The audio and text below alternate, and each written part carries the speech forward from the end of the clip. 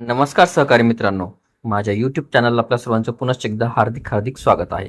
आपण जर सरकारी कर्मचारी असाल किंवा कुठेही शासकीय सेवेत नोकरीला असाल तर ही खास बातमी आपल्यासाठी आहे. गेल्या काही दिवसांपासून जुनी पेन्शन योजना लागू करण्याच्या संदर्भात सरकारी कर्मचाऱ्यांमध्ये असंतोषाचे वातावरण असून सातत्याने कर्मचाऱ्यांकडून नवीन पेन्शन योजना ऐवजी जुनी पेन्शन योजना लागू केली जावी अशा पद्धतीची मागणी करण्यात येत आहे. या सगळ्या पार्श्वभूमीवर राज्यातील सरकारी कर्मचाऱ्यांना दिलासा देण्याच्या दृष्टिकोनातून राज्य सरकारने राज्यातील सरकारी कर्मचाऱ्यांना 1 मार्च पासून सुधारित पेन्शन योजना पूर्वलक्षीप्रमाणे लागू करण्याचा निर्णय घेतला असून त्यासंबंधीची माहिती राज्याचे मुख्य सचिव नितीन किरीर यांनी दिली आहे. या निर्णयाचा फायदा राज्यातील जवळपास 8.5 लाख सरकारी कर्मचाऱ्यांना होणार आहे.